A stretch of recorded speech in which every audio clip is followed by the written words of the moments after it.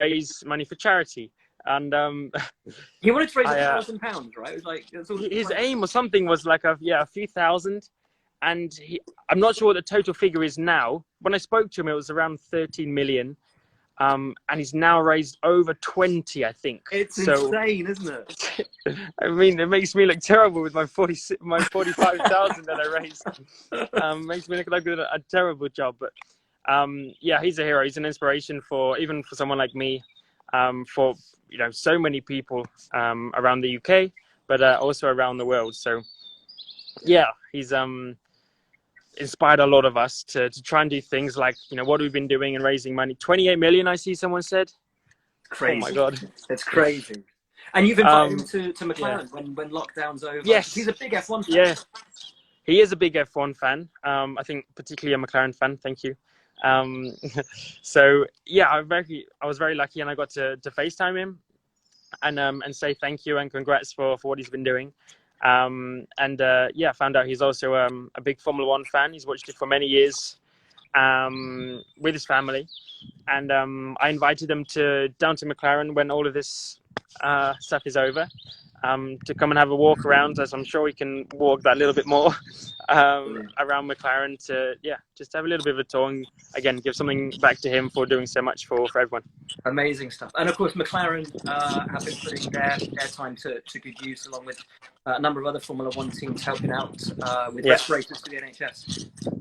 They have been, which is again really cool to see. Within this time, it's not just the drivers who are trying to do something, but the teams who probably can do even more, providing and building and making and coming up with their own ideas of the respirators. Because Formula One is so advanced with the amount of things and technically with what goes on behind the scenes of making a Formula One car and how it's built and how it runs. This can be translated very easily into these other products and making things, and in the end of the day trying to save people's lives, which is awesome. It's not just a team that build race cars and just go out racing, but I also in other areas, which McLaren already are in, and other teams with applied technology. So it's I think it's really cool to see us trying to do as much as we can as a team and personally as drivers to try and help everyone. Absolutely. Right, let's get some questions in from the fans, because they've all been flowing in over the course of the last sort of 15 minutes. Need to find some decent ones. Oh, that's a good one. How have you coped with quarantine? Because obviously, we know you've been doing a lot of esports, but how have you actually coped, mentally with being locked down and not out racing? I mean, it's initially I'm quite a quiet. I'm not always quiet. I like to be quite a quiet person, and I like spending time alone anyway. So it wasn't like the end of the world for me. And of course, I got to do a lot of things that I still love doing and enjoy doing. But still spending, whatever it's been now, almost a month, 3.5, 4 weeks, alone. I'm not even with my family. I'm not with my trainer. I've literally been. Family? You're all alone. I'm all alone. Yeah. Oh man. Yeah, I know. So, I mean, I've had to take take the precautions necessary for myself, but then also for my family and coming back from Australia and so on. I'm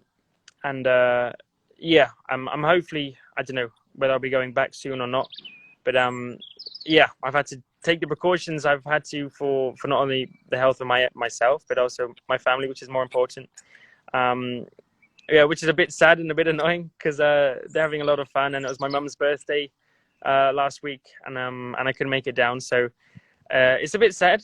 But yeah, I still call in every now and then and say hello, of course. But I mean, I've just been focusing on the things I can focus on, which is my training physically, trying to keep that up from pre-season testing, especially because when you go back into driving, it's going to be quite a big shock for the body to be able to go from doing nothing, not even a bit of testing or driving an F3 car or driving any car of any sort.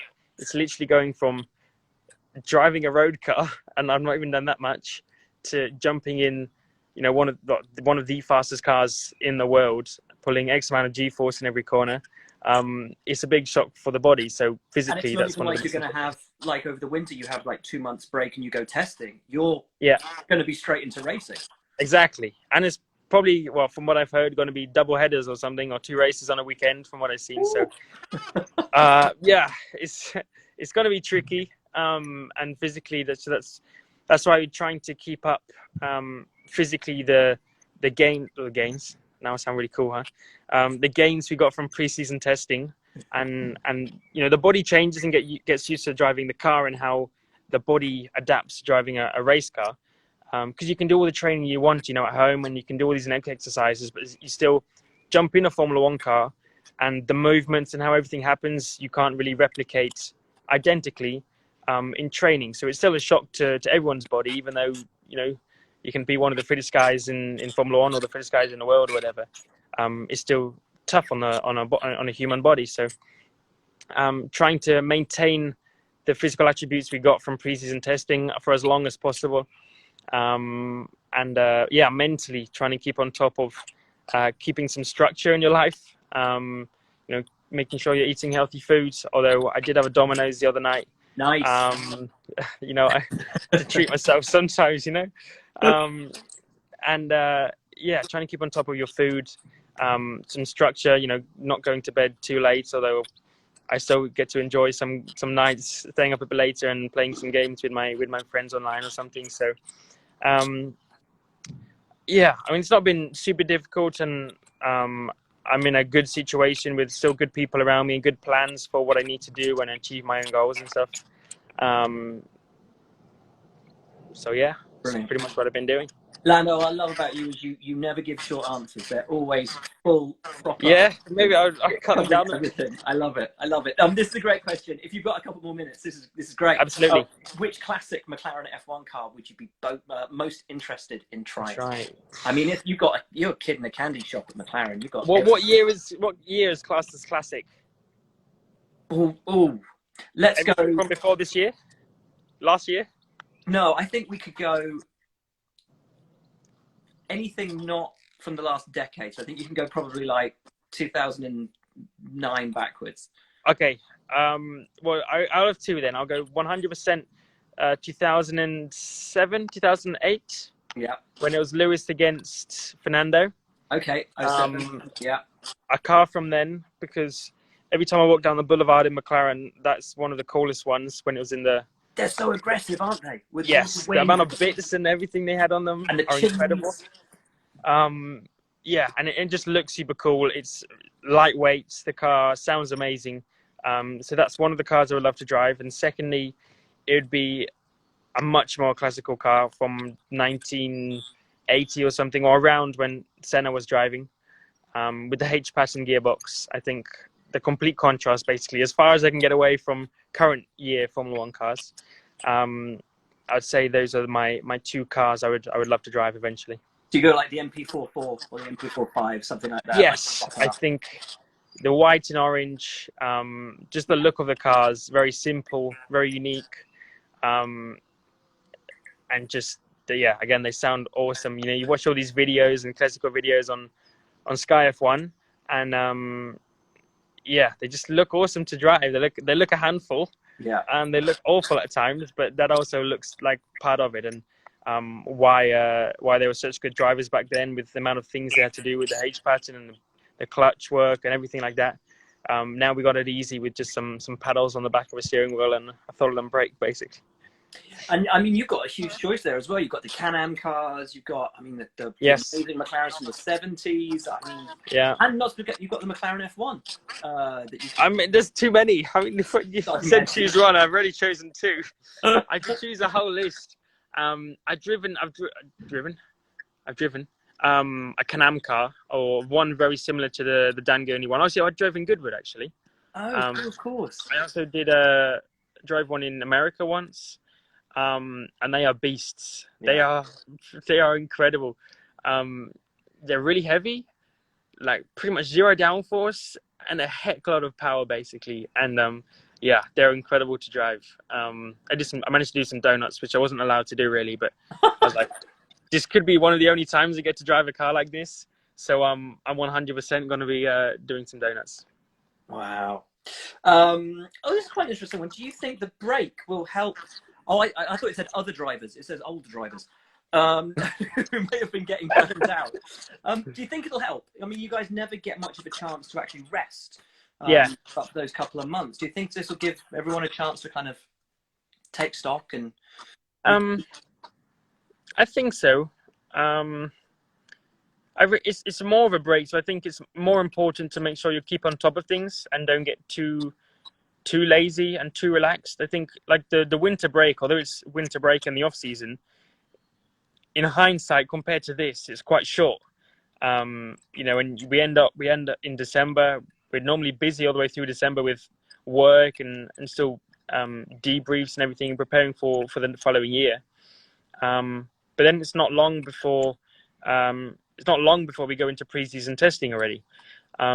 Whereas this feels a lot more like, because you literally can't leave your house or do anything, it's much more of a chance to relax and break apart from racing entirely and not really think about it. So it's nice, but then at the same time, it is difficult to be able to constantly remind yourself of the more important things, which is when you do go back to F1 and back to work, how we are able to just to switch our mindsets and get back on top of our game and think about the things that we need to be thinking about. So I don't think it'll be different for whether you're older or younger.